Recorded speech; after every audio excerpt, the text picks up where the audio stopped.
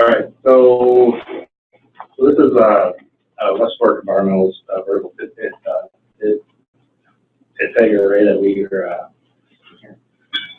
the Walla Basin. We have several types of systems in that we inherited. We have in-stream. We have two in-stream arrays, one down at Pierce RV Park and one at McDonald Road Bridge.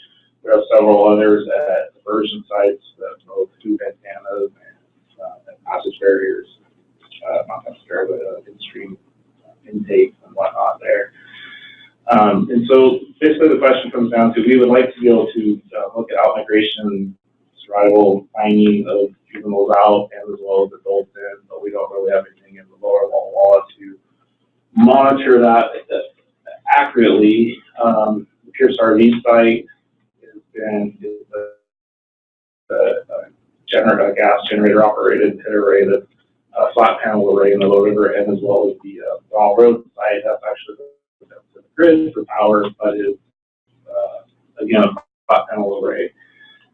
Both are limited in detection capacity by the depth of the water. So looking at the lower river, we have a lake effect down here from the Walla pool. And so talking with West Fork Environmental, we decided that we wanted to test and try the system. So this spring, 2018, West Fork provided this barge with their experimental barge here. This model is about 50 feet across. Both fins, each fin is a foot length. The fins work in pairs, so each pair of fins operates as a single antenna. Oh, okay. HDP, film welded pontoons, 4 of them individually. So if one gets one has a malfunction, the other won't sink. The batteries and all the biomark units. Solar cells provide energy. There's enough battery bank in there, so it can last up 2 weeks. So if solar cells were to go down, we have a single. Here you can't really see it, but the anchor of the system is a single 250-pound Danforth anchor. We used in the lower section of the river, because we had a lot of wind off the Columbia, we had to use drift stocks, and or later we went to a single anchor off the rear to hold the antenna in place. And for boat passage at night, we had construction blankies up there. So some of the evaluation criteria that we're using, purchase costs, the main 5 that we're looking at was the purchase cost, installation time, operations, protection, probability read range, and cost of repairs. Those are probably the main 5 that really impact us using standard flat panel arrays. And so looking at, this is the barge. We put this in, I believe, on April 11th, which was under a moderate to high flow in the lower Walla River. The barge was able to, basically we had a new crew, never dealt with this before, but we had West Fork out there. But barge, it took about a day and a half to assemble and to transport the barge upstream. Given though now that we've done that once, we could probably do that again in a single day. And note that, I mean, this is a 18-foot flat bottom boat with a little 80-horse jet, and that's all it took to maneuver and drive the barge. We pushed upstream about 3 miles. And again, these are the 6-foot fins that were, these are up in the transport phase right here. The winch is on board. That's what we use to anchor and position in the street.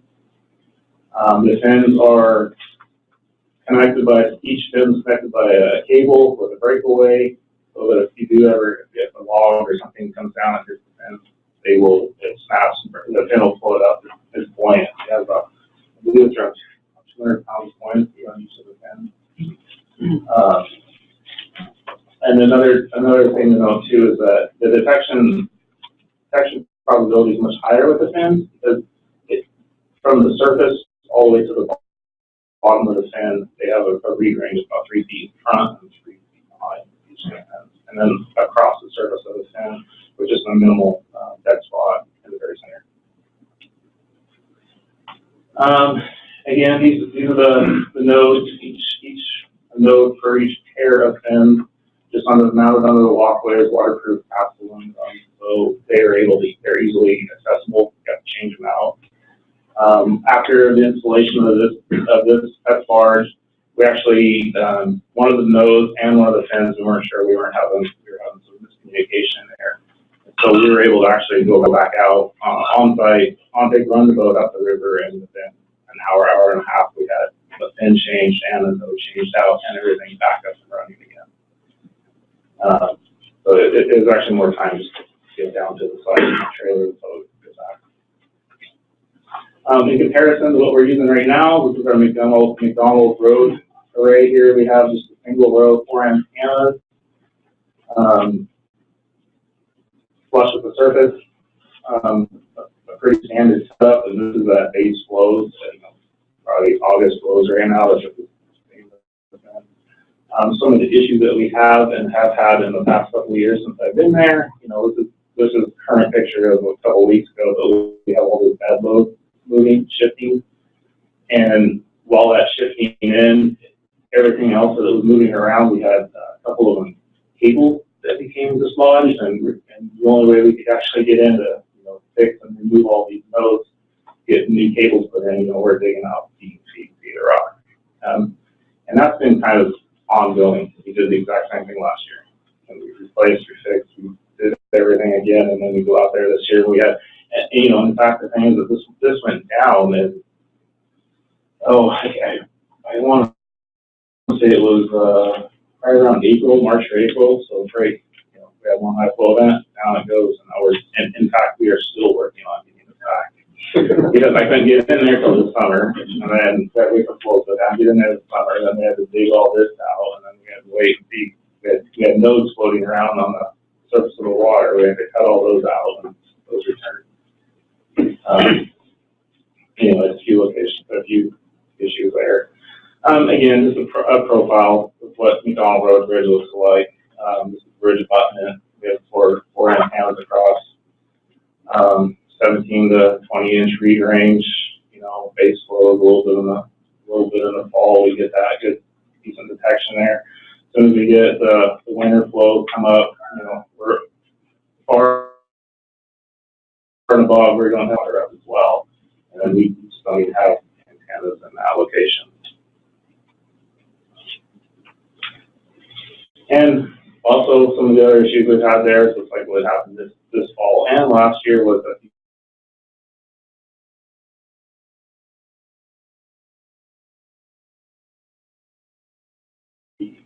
an antenna, 2, 3, and 4 3. So we have single antenna reading, and then we're out for at least 6 months if that happens. By the time we get back in. This is looking downstream at the Oasis Bridge site, so let's see above Pierce RV, getting down to a little bit of the pool effect, Walla pool. And so the site selection for looking at a barge, we want something with a uniform bottom, a standard, kind of a smaller width, I guess not smaller, but this is a particular size, about 55 feet. The barge can be custom built both to individual to the fin length and what your side is and the width. So this is ideally, this is where we want to place this barge when we do purchase it, about a 50-foot barge and about a 65-foot site, so it will accommodate, so if there is some boats or kayakers that are moving through. And with that too, looking at just a simple detection range, the entire from the surface to the bottom, and at least 9% coverage of the water column depth and the width there. So we can start looking at not only juvenile detection, but we can get better adult detections with along the bottom return.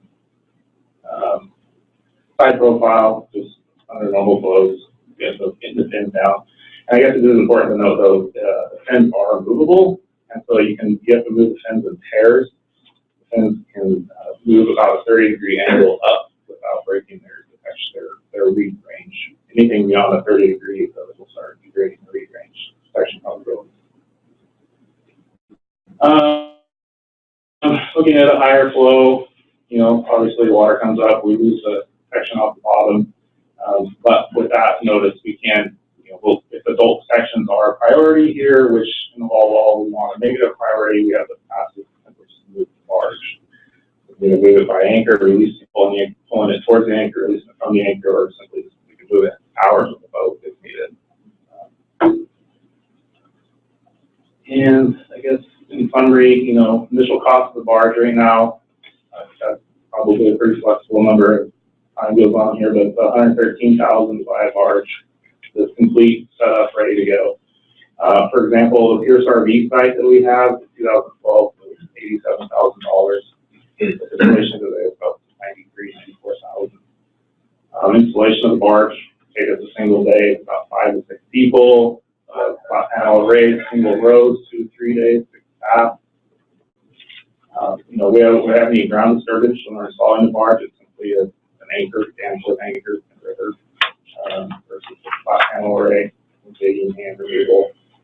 I'd say 8-foot detection window. I guess that would be across, including the leading edge, the width of the fin, and trailing edge. So not, and then versus our standard about 20 inch for our flat panel arrays. Repairs. I've done this firsthand. Yeah, run about a couple hours. We have a fin change. We have a node changed out. Just unplug, snap things in. 1 bolt for changing out a fin. And I'm still dealing with budget models to try to get a system replaced right now in McDonald. Operations. They're just very flexible. You can use movement, but I guess that flexibility also is very site specific. Obviously, depths that are not going to be in the stream that's only 2 feet deep. But you know, less work is working on the substrate mounted system too. So, but the fins are been, I guess, from my personal experience out there, digging, hand trenching versus changing a single fin or a single bolt to change a fin out, and just things are a little simpler.